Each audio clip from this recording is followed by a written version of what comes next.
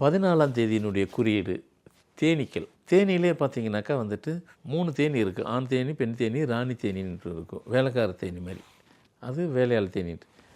ஓய்வே இருக்குது. அந்த 14ஆம் தேதி பிறந்த தேனி எப்படி ஓய்வு இல்லாமல் சுற்றிக்கிட்டே இருக்கும். எந்த தேனியாக இருந்தாலும் சரி ஓய்வே இருக்காது. எந்த தேனி இருந்தாலும் சுற்றிக்கிட்டே இருக்கும். அதே மாதிரி சித்தர்கள்லாம் பார்த்திங்கனாக்கா இந்த கூடு விட்டு கூடு பாயிற சொல்லுவாங்க. சித்தர் வந்துட்டு எது பாயிறாங்கன்றதை விட எது மூலயமா அவங்க கூடு விட்டு கூடு பாயிறனாக்கா அவர் பாயிறது மற்றதெல்லாம் விட அவங்க தேனீக்கள் மூலயமா அதிகம் இருப்பாங்க. சித்தர்களுக்கு தேனீக்கள் மூலயமா தான் அவங்க கூடு விட்டு கூடு பாயறதுல ஈஸியாக போவாங்க. அதனால் நம்ம வீட்டில் தேனீக்கள்லாம் வந்திருக்கு, நம்ம அது தேனின்னு நினச்சிட்டு இருக்காதீங்க. அதில் ஒரு தேனி சித்தர்களாகவும் இருக்கும். தேனி வந்து சாதாரண தேனி நினைக்கக்கூடாது. சரி, தேனீக்கள் எப்பவும் சுறுசுறுப்பாக இருக்கும். ஓய்வாக அப்படி ஒரு தேனி ஒரு இடத்துல உட்காந்துருக்கு அப்படி சொல்லவே முடியாது. அங்கே உட்காந்துட்ருக்கும், அடுத்த ஃப்ராக்ஷன் ஆஃப் செகண்டு இன்னொரு இடத்து மாறும், அங்கே சுற்றிக்கிட்டே இருக்கும், பறந்துகிட்டே இருக்கும். மொத்தத்தில் மக்களுக்கு நன்மை தான் கொடுக்க போது, தேனு கொடுக்குது. அது வேறு விஷயம்.